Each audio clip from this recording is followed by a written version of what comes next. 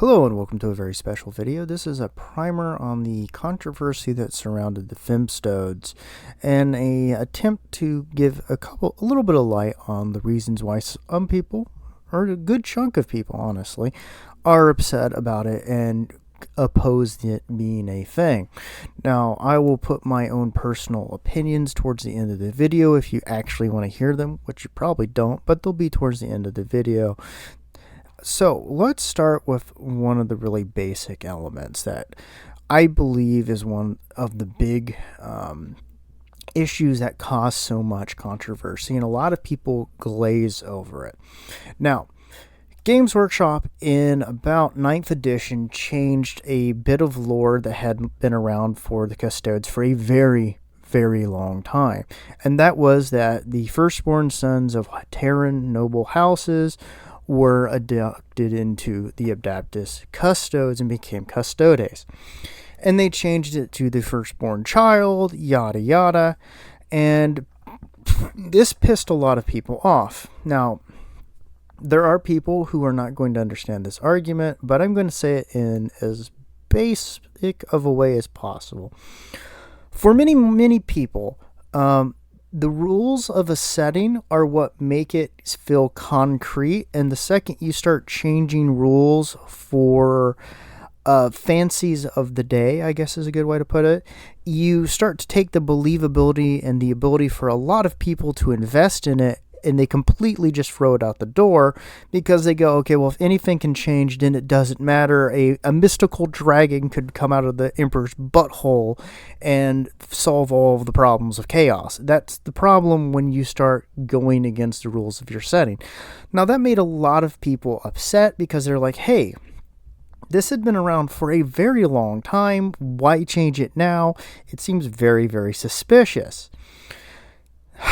So this turned into another thing. So the moment you start gaslighting people and you say, oh, it's always been like this, the moment you start changing things and then telling people that, you know, they're evil or they're bigots or whatever it is you want pejorative people throw out, or the moment a company, especially if you had a friend who tries to gaslight you, oh, I always cut my hair like this, and you know they didn't, you start really going, well, what else have this person tried to lie to me about? So it made a lot of people not very trusting towards the reasons why it was done, the suddenness it was done, and surely not for what they could potentially be doing next. So a lot of people are like, well, they're going to just use this as a bridging gap for the Space Marines, to force this into Space Marines, and they would immediately go, okay, well, you've retconned this thing, then you gaslit me about retconning it, then people told me I was a horrible bigot, and or I just don't know enough about this X, Y, or Z, so screw you all, I don't trust you, you're obviously bad intentioned in this regard. It doesn't matter what the real reasons are or intentions or any of it. The second you make someone feel like they can't trust you, and then you start attacking them, and then you start labeling them as things, so people immediately go, okay, well, the worst case scenario is they're going to do this to all of these things, and it's not going to make sense, and it's going to destroy the setting that I have invested in. Let's be honest, there are a lot of people who've invested a lot of money in this, and Games Workshop isn't exactly winning over a bunch of people with a bunch of virtue signals to spend ridiculous amounts for overpriced plastic. But that's neither here nor there. That's two of, in my opinion, the biggest reasons why this controversy occurred. The third one, and I believe this is actually another one, but people kind of glance over it, was a lot of people, when they saw this, went, oh my god, they're never going to do anything with the Sisters of Silence, the female, in a way, compatriots of the Adaptus Custodes. You immediately ruin the dynamic they had, and that means less story time. They'll get less development. They'll get less releases. They'll be swept further under the rug, and that upset a lot of people because they saw the addition of female Custodes as a pointless matter that ruins a dynamic and something that was fairly interesting. Sisters of Silence being, in effect, just as powerful and just as capable as a Adaptus Custode, but they had a different role. They brought a different energy, a different vibe, you might say, a different focus to things. And they had this kind of cool dynamic when they would be working with the Custodes. So a lot of people got very, very upset because they said, okay, now GW is using this as an excuse to never make anything for the Sisters of Silence, who have a lot of potential things they could have.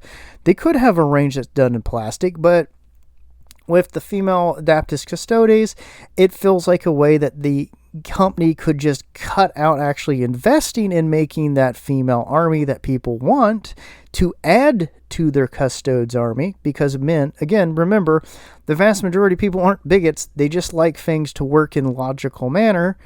And to them, the really cool dynamic was the Adaptus Custodes working hand in hand with the Sisters of Silence. It just worked. It was like peanut butter and chocolate and you not having a nut allergy. But my point is, that's, I think, also another one that just continued to get glossed over. So, for one, a lot of people felt like they were being lied to and deceived. Then they felt like they were under attack for having a preference one way or another. And then it also rolled into a lot of people who didn't like the Adaptus Custodes having females in them, wanted a more realized range for Sisters of Silence, and felt that they were never going to get that because GW was using a virtue signal as a way to avoid producing that. And it's quite disgusting that they did that, because the Sisters of Silence are a really, really cool faction. And they're not just Sisters of Battle that are quiet. So there's that. Okay. So those are just 3 reasons, and I think they play into the biggest reasons why people oppose them. Now, my personal opinion will start here, and I'll be adding a couple minor things. So if you hang around, thanks. If you're checking out now, completely understand. So let's roll with this. All right. My personal opinion is I think the Femstodes have really no place in the Custodes. They don't add anything. They don't make anything more complex. You're obviously not going to get new models that are female-centric because Games Workshop deliberately made them to look as much like normal Custodes, so they could say any of them could be female Custodes. So I don't think there's much added in that regard. Also, I feel that both sides lose out here. The people who feel that things have been changed with no reason or necessity to it, feel that they have been wronged and lied to and kind of mistreated and shit on. And the people who wanted the female Custodes, they got nothing. They didn't get a cool story that built up why this would happen. They didn't get models. They got throwaway media that as soon as the other side of the coin takes the cultural hegemony, will be swept under the rug just as quickly as it was brought in. So, hey, house is built on sand, am I right? So everyone loses in it. Everyone gets less. Everyone does not get anything. And if you think it's a cultural victory just so you can stick your finger in someone's eye that disagrees with you, soon that finger will come right back into your own eye. It's that stupid of a thing to want. Personally, I think there could have been ways that they did it, but I think it should have been something that's either super rare or had a very, very particular reason. Like, I'm going to give a couple quick ones before we close it out. 1, females are well known for having voices that are more readable or understandable over communications. So the thought I immediately had was, what if they had a female Custode that they brought in? She's not as combat capable as the normal Custodes, but she's more combat capable than normal humans.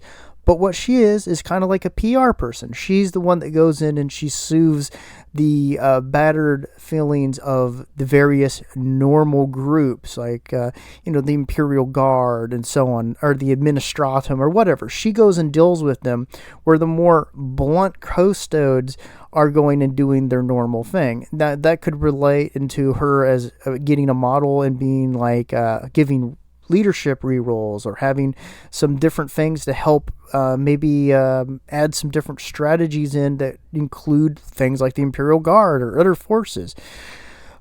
There are a lot of ways to make an interesting character in it.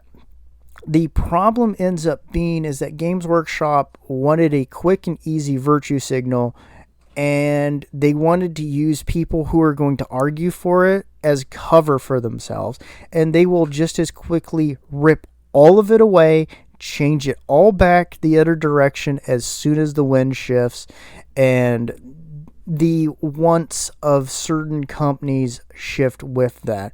And I think it just sucks because everyone loses in it. It's the game's made worse because it now gets changed based on the whims of current moronic politics, that we should all be arguing about different things in the setting, not stupid things outside the setting. So hopefully this explains why people were upset about it.